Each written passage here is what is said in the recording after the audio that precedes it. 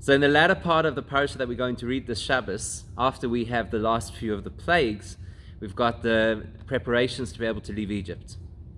And in the preparations to leave Egypt, of course, very famously, we know that the Jewish people were told they had to prepare themselves for Pesach. And to prepare themselves for Pesach then was very different to prepare today. Today, to prepare for Pesach, people believe that there's a tremendous amount of stress, and there's cleaning, and there's shopping, and there's catering, and there's planning, and all that kind of thing. And maybe this year it's even a little bit more tricky because Pesach starts on a Saturday night, so you've got to be more organized than usual. But the truth is, the preparation for Pesach then was very different to what it is today. Because then the preparation for Pesach meant that you had to take a lamb, and that's what the parasha tells us in this week's parasha. It says you had to take a lamb and you had to tie it to the bedpost for 4 days. And then at the end of the 4 days, you would shech that lamb, and that became the first Pesach sacrifice, which of course became the template for the Pesach sacrifice going forward as well. So we got to wonder, what was the point of that exercise? Why did Hashem insist? Because it was never done ever again. Even when they were in the desert, and certainly in the time of the Beis HaMikdash where they brought the Pesach sacrifice, there was no such concept as preparing it for 4 days in advance. You prepared it however you wished to prepare it, as long as by the time the 14th of Nisan arrived, you had your lamb and you were able to bring it to sacrifice. That's what counted. So we need to analyze what was the purpose of this particular exercise. Why did they have to take the lamb and tie it to the bed for 4 days? And equally, we have to ask ourselves the question, what does it teach us? Because we don't do anything like that. Again, even in the time of the Beis HaMikdash, when they used to bring a sacrifice, they didn't have the 4 days of preparation. But the Torah is supposed to have eternal messages that apply throughout history, in all circumstances. So somehow this story must have a lesson for us. So let's go back and understand the context. And once you understand the context of what was going on in Egypt at the time and what it meant to take this lamb and to tie it to your bed, that helps us to appreciate what Hashem intended to achieve with it. So put it into context. We know that the Egyptians were pagan. We know that. And we know that the nature of pagans is that they had various deities that they used to worship. So for example, they worshipped the Nile. And that's why the first of the 10 plagues was a plague that affected the Nile, because that undermined their entire faith system. Before we get down to the business of dismantling Egypt, first you've got to break their misguided faith system. So we also know that Paro himself claimed that he was some kind of a deity, and he expected that people should worship him. And that's why there's a lot of the undermining of Paro during the course of the whole story, specifically the plagues, and specifically the last plague, which is the plague of the firstborn, because Paro himself was a firstborn. The question is, that's not where it started and ended, right? We know that the nature of Egyptians, the nature of polytheists, is they have many gods. So one of the deities of the Egyptians was the lamb. And that's not just that they bowed to the lamb. I mean, I suppose it's not so far-fetched for us, because you look in the Far East and you see that there are people who have sacred cows. So you understand the concept that there could be an animal that is considered to be holy. But it's not just that they bowed to the sheep. It's what the sheep represented. It represented the zodiac sign of Aries, which to them was their dominant sign. That was the time of their greatness and their power, which incidentally is one of the reasons why the Exodus takes place at the time of Aries, kind of to indicate your powerful time is actually not so powerful after all, because there's Hashem who controls all of that, the whole astrological system.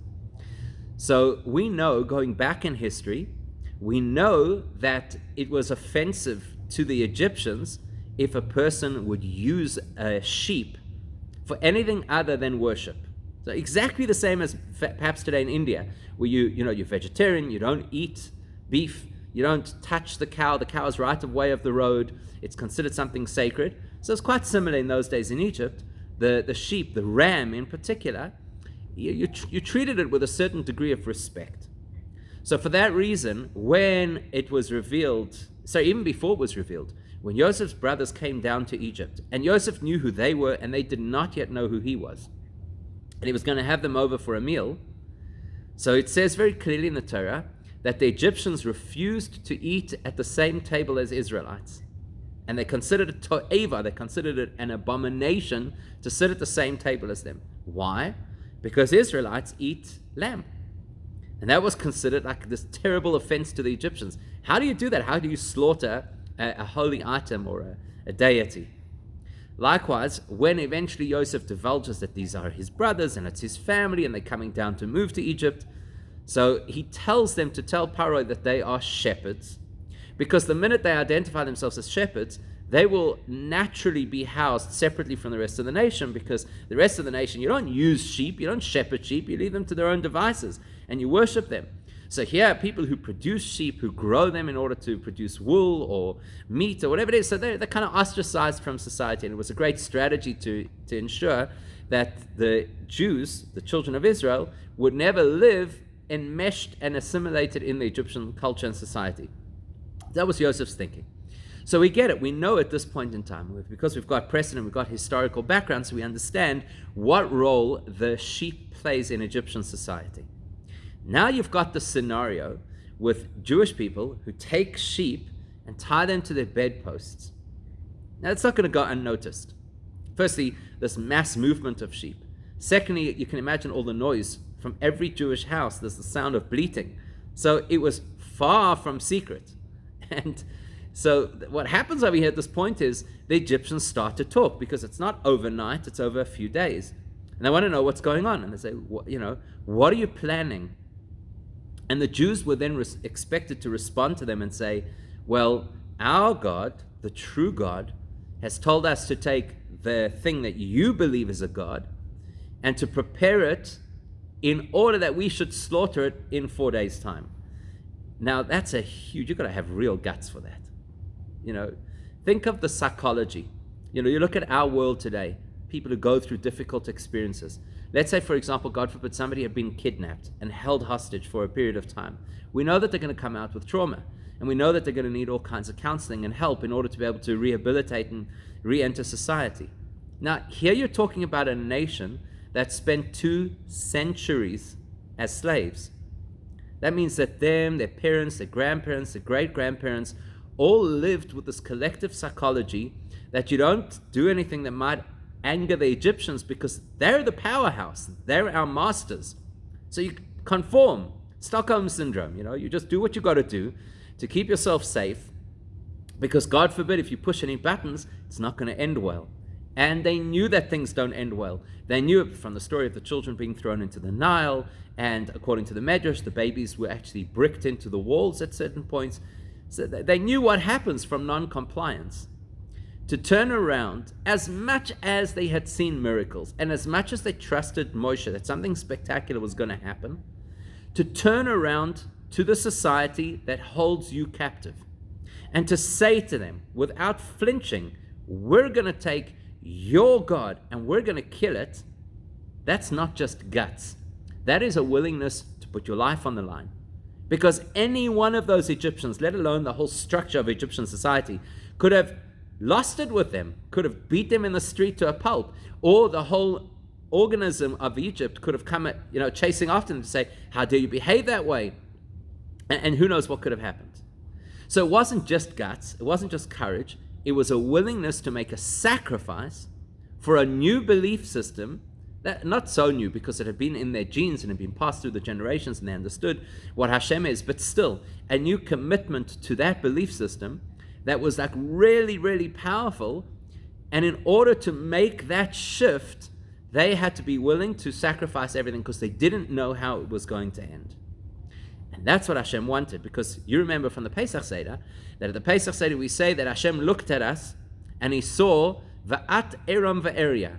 You were completely naked and bare. And all the Haggadahs in the English say in parentheses, naked and bare of mitzvahs, because the truth is we didn't have any merit to get out of Egypt. So much so that the angels said, we don't understand. Why do you rescue these idolaters and then kill those idolaters? They're both the same. The Jews were completely consumed by the pagan environment of Egypt, and they subscribed to it. So they had no merits. They had nothing by which they deserved to get out of Egypt. They were running on empty. So Hashem says, if you want to get out of Egypt, which is a massive quantum leap, it's going to change everything, not only about your lives, not only will you become liberated people, but this will be the establishment of a chosen nation. who, most importantly, will receive the Torah, which will become a moral and spiritual guidebook not only to the Jews but to the whole world. So everything's going to change at this point in time. You actually need to earn the right to have those kind of miracles happen to you, to have that metamorphosis. But you don't have anything. You don't have any mitzvahs. You're literally bankrupt spiritually. So what are we going to do in a short period of time? Give you a whole list of mitzvahs to fulfill, like some kind of a spiritual scavenger hunt? There's not enough time for that. So Hashem says, let me present you with one of these life-altering, make-or-break scenarios. Because when a person shows that they are willing to die for what they believe in, well, then we know that they're absolutely committed in the deepest way, literally to the depth of their being, to the core of their being, to the depth of their soul. That's what Hashem wanted to achieve. So by making them take this sheep in front of all of the Egyptians, knowing that that is going to definitely tick off the Egyptians in a big way, that was a moment for the Jews to dig to the depth of their soul and say, we're completely committed to Hashem, and that commitment is what earned them the rights to leave Egypt. So that's beautiful. It still leaves us with a question, well, what does it teach us today in the 21st century? So that we'll have to explore, please God, tomorrow.